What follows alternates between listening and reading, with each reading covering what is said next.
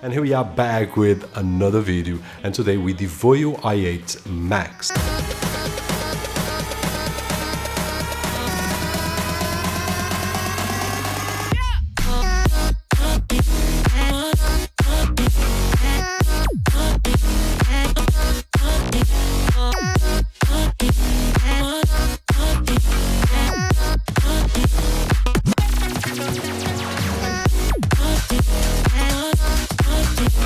And we are back. So for those of you that are wondering what tablet is this one right over here, it is the Teclast P10, which I will share my review in a couple of days. But today we are going to focus on the VOYO i8 Max. In terms of hardware, this is a great tablet in terms of performance overall. It has the Helio X20, which most of you guys are aware, or MediaTek 6797 SoC, which is a powerful SoC. It also has 4GB of RAM and 64GB of flash storage on a 10.1-inch IPS with 1920 by 1200 screen, and this is, in terms of performance, a tablet that will not let us down. Now, on the other hand, in terms of build quality, it's not on par with the performance that it has. Now, it's not bad at all, but when we look at the tablet itself, it's made of plastic everywhere, with the exception of this hinge right over here, which is made of metal, but everything else is plastic. Also, the screen, one thing that we notice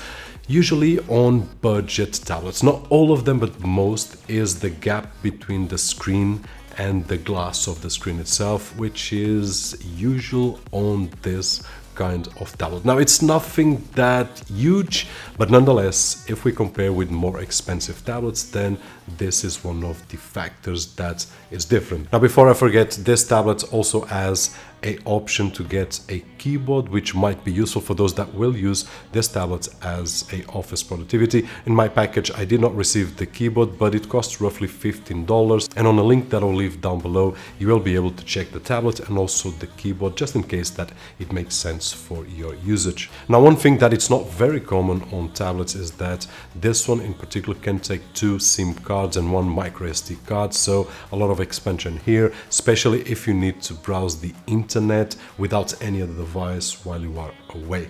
These days we can use phones as hotspots and get around this problem, but nonetheless, if you prefer to have your SIM card, then this one has that option. Now, moving to the performance itself, in all the tests that I made, and I was not expecting that this tablet would leave me hanging, which it did not. It's very responsive, really fast. The specifications actually do tell us that we can't expect a low performance out of it. And in terms of media playback, for example, I did have a great experience. And one of the reasons is not only the specifications of this tablet, but also the Wi-Fi connectivity, which is not bad at all. I was not able to reach the maximum of my network, but I was able to reach 100 megabits per second on download and 20 on upload, which will be more than enough for most of the services that we use to stream. So as a media playback device for Netflix, Kodi, Plex and so on, my experience was just great. I even tried my IPTV service from my ISP and the experience was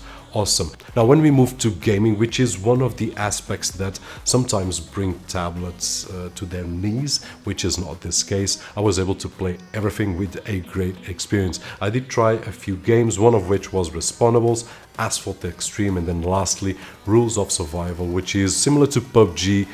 It is one of those demanding games, and what I can say is that the tablet behaves really well. So for those of you that are wondering if this tablet is able to play high demanding games, this is definitely one of those tablets that will not let us down in terms of real world performance in media playback and gaming and so on and so forth. So for someone looking for a high performance tablet at a lower cost but sacrificing the build quality, then this is a good option. For those of you that are wondering, hey, I want something with a better build quality, then you will have to look somewhere else. Once again, it's not that serious, but, and before I forget, in terms of sound, what I did find is that it is a bit flat for my taste. So for someone using this, either headphones or a speaker.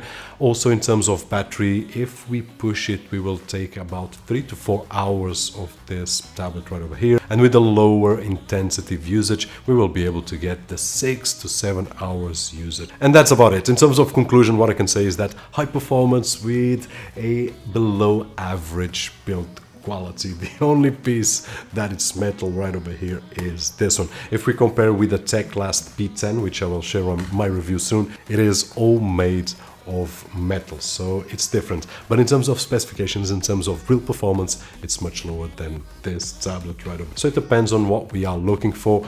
Performance on one hand and better build quality on the other hand. Prices are a little bit different as well, but that's about it. I'm going to shut up. Hope that you guys enjoyed the video, and if you did so, don't forget that usual thumbs up. My name is Roberto George, and as always, I'll see you guys on the next one.